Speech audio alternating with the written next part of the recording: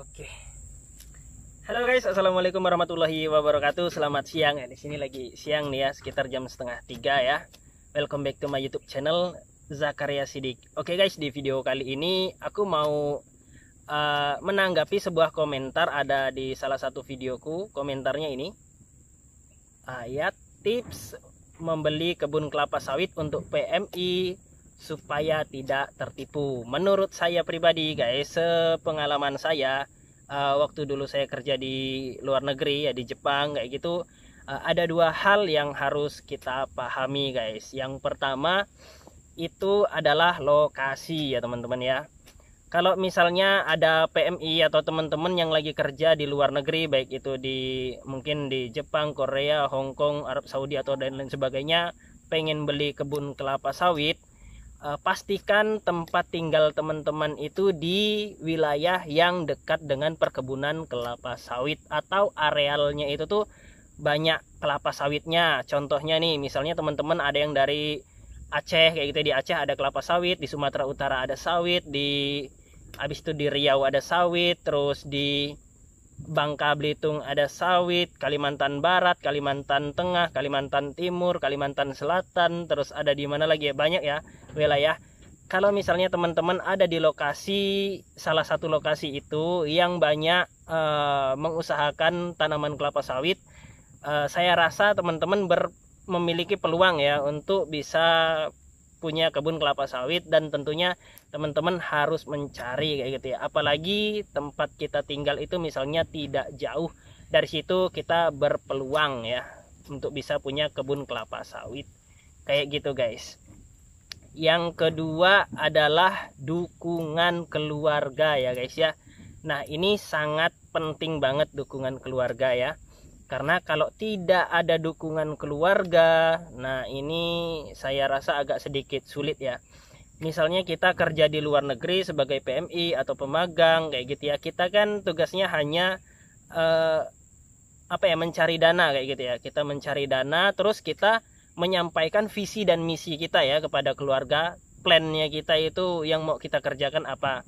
Nah, peran keluarga di sini sangat penting banget menurut aku, terutama keluarga yang bisa bekerja sama dengan rencana kita gitu ya, rencana yang mau kita bangun kayak gitu guys. Misalnya keluarga kita ini nih bisa memahami visi dan misi kita. Misalnya kita pengen punya kebun kelapa sawit, nah nanti di situ keluarga akan paling banyak berperan penting ya. Salah satunya adalah survei, misalnya survei lapangan kayak gitu ya. Terus batas, legalitas kebun, dan masih banyak lainnya ya. Misalnya kayak lokasi kebun. Nah, itu nanti yang akan memberikan gambaran kepada kita adalah keluarga kayak gitu guys. Dan keluarga ini juga nanti akan apabila misalnya kita belum pulang gitu ya, masih kerja di luar negeri, keluarga inilah yang sangat berperan penting untuk mengelola kebun kita sewaktu kita masih belum pulang ke Indonesia guys. Kalau misalnya keluarga kita tidak support dengan visi dan misi kita untuk di kelapa sawit, sepertinya agak sedikit sulit. Karena di kelapa sawit, apalagi kita misalnya beli kebun kelapa sawit itu dalam kondisi sakit, itu memang harus dirawat. Dan kalau bukan keluarga atau orang terdekat kita yang bisa kita percaya, yang amanah, terus siapa lagi, itu memang agak sedikit susah guys. Yang paling susah itu kan memang kepercayaan ya guys ya. Kalau misalnya keluarga tapi kurang bisa dipercaya, ya agak merepotkan juga. Karena ini bukan barang kecil ya. Kalau untuk investasi di kebun sawit itu tentunya bakalan memakan modal yang cukup besar. Yang pertama modal untuk membeli kebunnya, yang kedua untuk perawatannya, yang ketiga operasionalnya, belum lagi untuk dan lain-lainnya ya guys ya. Misalnya seperti akses jalannya rusak, atau misalnya untuk pemupukannya bagaimana, itu banyak faktor gitu guys. Tapi kalau misalnya teman-teman berada di daerah wilayah yang potensial perkebunan kelapa sawit, terus teman-teman punya keluarga yang support terhadap visi dan misi kita, mendukung dan ngerti keadaan kita, insya Allah bisa berjalan dengan baik sesuai dengan harapan teman-teman seperti saya ya. Sebelumnya itu memang waktu sebelum berangkat magang ke Jepang sudah pernah cerita juga dengan ibu, saya itu ketika berangkat magang ke Jepang maunya begini kayak gitu ya. Dan ketika sudah sampai di Jepang juga sudah punya dana, kita mulai sharing kayak gitu ya. Terus kita minta tanggapan, pokoknya kita musyawarah gitu ya. Nih saya punya dana sekian, ada waktu enggak gitu ya untuk survei, barangkali ada informasi sebidang kebun atau berapa bidang kebun yang dijual gitu, orang tua minta bantu gitu untuk mencarikan informasi tersebut atau dan sekalian untuk survei kayak gitu. Waktu itu alhamdulillah orang tua tuh sangat mendukung banget, keluarga sangat mendukung banget, ngerti banget visi misi saya. Akhirnya kita bisa bekerja sama kayak gitu ya. Saya yang bertugas mencari modal dan orang rumah yang bertugas mencari informasi kebun dan survei kayak gitu ya. Alhamdulillah ya, seperti yang teman-teman lihat di belakang ini salah satu hasil dari kerja keras kita ya. Kerja keras kita sama-sama antara saya dan keluarga, dan akhirnya bisa dapat ini kayak gitu ya. Keuntungannya apa? Kita investasi di perkebunan kelapa sawit.